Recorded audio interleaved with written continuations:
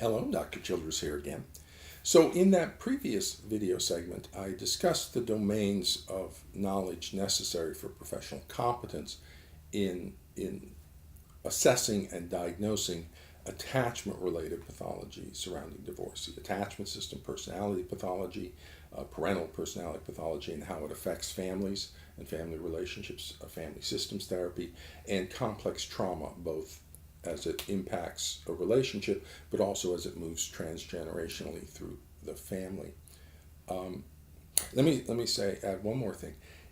Intersubjectivity. Daniel Stern, Tronick, Trevarthen, Shore, that whole field of intersubjectivity is also a substantially relevant domain of knowledge relative to this pathology. In this particular video segment, I want to begin to shift over to discussing the consequences of professional ignorance and incompetence, and why that's not a good thing within the field, within the profession of psychology, but also for you personally as a clinical psychologist or family therapist, to not know what you're doing and not be competent in what you're doing. Now, targeted parents and their children have a right to expect professional competence in the assessment and diagnosis of their families.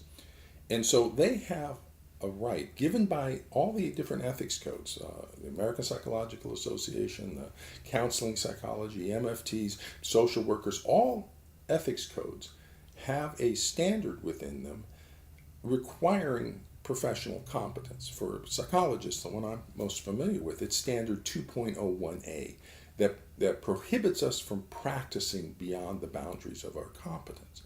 So if we're assessing and diagnosing attachment-related pathology, we need to be competent in the attachment system. Otherwise, we'd be practicing beyond the boundaries of our competence. If we are assessing the impact of personality, parental personality disorder pathology in the family, we need to be knowledgeable about parental personality pathology and how it influences family relationships, especially surrounding divorce. That's a requirement of professional competence. Otherwise, we'd be practicing beyond the boundaries of professional competence. In addition, at least within professional psychologists here, which is where I will stay in my discussion here, there's standard 9.01a of the APA Ethics Code that requires that our assessments are sufficient to support our diagnostic statements and our forensic testimony. So as we do an assessment to come up with a diagnosis, we have to do an adequate assessment to substantiate our findings according to standard 9.01a. Now, if we are assessing attachment-related pathology surrounding divorce, well, we know attachment pathology is always caused by pathogenic parenting, either from the targeted rejected parent or from the allied parent. One parent or the other is creating that attachment pathology because that's the only way we see attachment pathology. The attachment system never spontaneously dysfunctions. So we need to assess the differential here of, is it the targeted rejected parent who is the pathogenic parent who's producing the child's rejection of that parent? Or is it the allied and supposedly favored parent who's producing that, who's the pathogenic parent, who's formed a cross-generational coalition with the child against the other parent? So that's our differential diagnosis. And so we need to assess for that. Now, one of the features about, we know as professionals, is that if we don't document our assessment, if we don't document something, that didn't happen. And so it is incumbent upon professional practice to assess for the pathology and then document our assessment. So that's on the previous line, that's 4.01 and 4.02, where I offer my recommendations as to how to document that assessment, that differential diagnostic assessment for pathogenic parenting. But if you haven't assessed for the pathology, you haven't documented your assessment for pathogenic parenting, then that would likely be a violation of Standard 9.01a because you have not conducted an assessment sufficient to substantiate your diagnostic findings. And if it's a child custody report or you've made some sort of report to the court, then you have not documented your assessment sufficient to substantiate your forensic testimony. So that would be a violation of 9.01. And if the reason you haven't done that assessment is because you don't possess the knowledge of the attachment system and personality pathology and family systems therapy and complex trauma necessary to conduct an adequate assessment of that pathology, then you're in violation of Standard 2.01a of the APA Ethics Code. Then, if you don't possess the knowledge and therefore have not done an appropriate and adequate assessment, then and because of that, there is harm to the child in the lost relationship with the targeted parent, and there is harm to the parent because of their lost relationship with the child because you didn't know what you were doing and didn't conduct a proper assessment, then that's a violation of Standard 3.04 of the APA Ethics Code having to do with taking reasonable steps to prevent harm to the client. If the client has additionally brought you information and says, would you please assess for pathogenic parenting here using the Parenting Practices Rating Scale Diagnostic Checklist for Pathogenic Parenting. Here's some information from Dr. Childress regarding this pathology, foundations or something. If the parent has provided you with information about an attachment-based model of parental alienation, the pathogenic parenting, the disordered mourning or pathological mourning of the parent as described by Bowlby, the collapse of the narcissistic parent into delusional beliefs as described by Milan.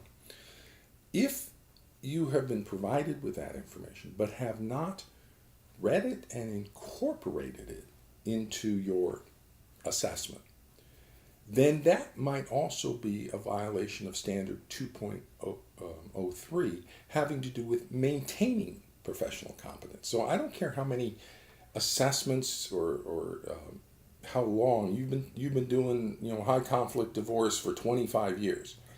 I don't care if you've been doing high conflict divorce wrong for 25 years. If you haven't been assessing attachment related pathology adequately and appropriately for 25 years, but you've been treating attachment-related pathology for 25 years, you've probably been in violation of the ethics codes for 25 years.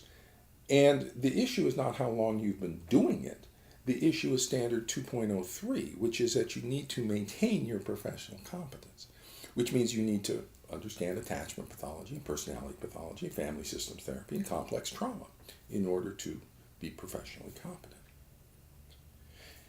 In addition, this pathology, this cross-generational coalition with the narcissistic borderline parent, creates significant psychopathology in the child. That pathogenic parenting by the narcissistic borderline parent is severely problematic in terms of the child's healthy development. We have a disruption, significant disruption to a primary motivational system in the child's brain, the attachment system. That primary motivational system is getting just massively destroyed. In addition, we have these 5 personality disorder traits in the child. So we have personality disorder pathology being created in the child. Furthermore, we have this pathogenic parenting creating a psychiatric delusional belief in the child, a psychotic belief in the child that's resulting in the loss of the child's relationship with a normal range and affectionately available parent. So that significant psychopathology in the child that's being created by the pathogenic parenting of the aligned parent, that pathology, that pathogenic parenting, warrants a DSM-5 diagnosis of V995.51 child psychological abuse. We discussed that in the DSM-5 diagnostic segment. If there is child psychological abuse in the family you are assessing, and you fail to conduct an adequate assessment of the family, that would identify the child's psychological abuse, then it is likely that you are also failing in your duty to protect. We all have a duty to protect. And if you have not conducted an assessment adequate to the family, and therefore have not identified the child's psychological abuse in the family, because you are practicing beyond the boundaries of competence in terms of the attachment system, personality pathology, and everything, then that could be another potential professional violation, is a failure in the duty to protect. So professional ignorance, professional incompetence that leads to a professionally inadequate assessment of the pathology and documentation of the assessment. If you don't document it, that never happened. So it's the assessment and documentation of the assessment, and a failure to conduct an appropriate assessment of the pathology because you lack the core knowledge of attachment pathology and personality and family system stuff. And so a violation of 9.01a because of a violation of 2.01a may also involve a violation of standard 2.03 regarding maintaining competence, a violation of 3.04 having to do with causing harm to the client because of your lack of knowledge, and a potential violation of your duty to protect, or failure in your duty to protect. Targeted parents and their children have a right to expect professional competence from us. That's established in all of the ethics codes that govern what we do.